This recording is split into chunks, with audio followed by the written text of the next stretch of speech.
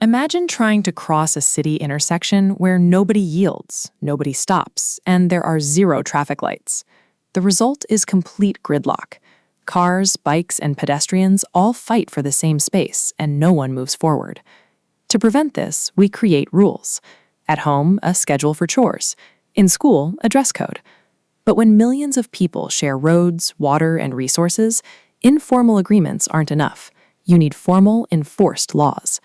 Creating those laws, managing public resources, and enforcing order requires a dedicated system.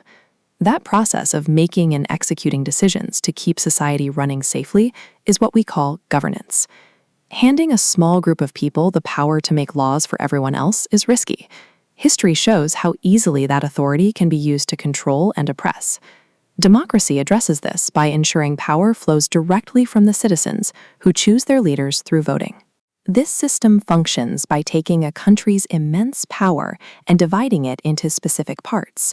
This design ensures that no single person or group can control the entire machine. At the national level, this system splits power horizontally into 3 distinct branches, or organs, that function as a team. First is the legislature. These are the elected lawmakers. When a new threat emerges, such as cybercrime targeting bank accounts, members of parliament debate the issue and pass a bill to make that activity illegal. Once the law exists, it must be enforced. That is the job of the executive. While the president is the official head of state, the prime minister holds the authority to direct police and government agencies to actively hunt down those criminals. Finally, there is the judiciary. If an arrested suspect claims the new cyber law violates their basic rights, the Supreme Court steps in. They review the case, interpret the law, and decide if justice is being served. These 3 branches constantly monitor each other. The legislature can question the executive's actions, and the judiciary can strike down unfair laws. This mutual oversight is known as a system of checks and balances.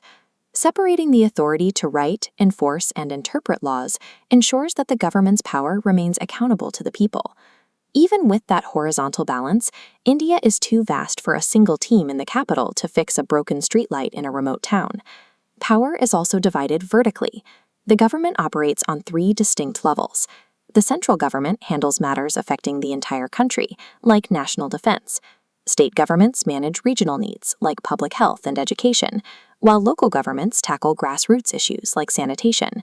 In this federal structure, Indian states function as distinct governments. They possess their own elected leaders and specific constitutional authority to manage their territories, operating with independence from the national capital. You can see how these levels coordinate during a crisis. If a heavy monsoon causes a district to flood, the local village council, or panchayat, organizes the immediate on-the-ground evacuation.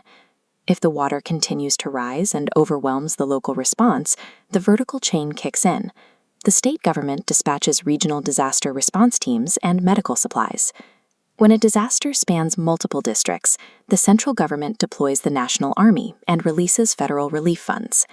This tiered system ensures that whether a problem is the size of a single street or the entire nation, there is a dedicated team scaled to solve it. The architecture of government relies on ethical values to earn the trust of the citizens it serves. This standard is found in India's national motto, Satyameva Jayate, meaning truth alone triumphs. It serves as a reminder that transparency and honesty are necessary for good governance. Leaders like the former president, Dr. APJ Abdul Kalam, embodied this very ideal. Even at the highest level of the executive branch, he prioritized scientific vision, social upliftment, and inspiring young people. Understanding the machinery means knowing its boundaries. For instance, the courts hold significant authority, but they strictly interpret the laws, they do not write them. Similarly, local grassroots governments are independent decision-makers solving daily problems in your neighborhood, rather than serving as messengers for the national capital. This coordinated design is visible daily. You interact with it when you obey a traffic cop, ride on a paved highway, or rely on the water and power supplied by massive infrastructure like the Sardar Sarovar Dam. Look around your own school or community today. Identify which level of government provides your drinking water. As a future voter, you are the foundation this entire structure is built upon.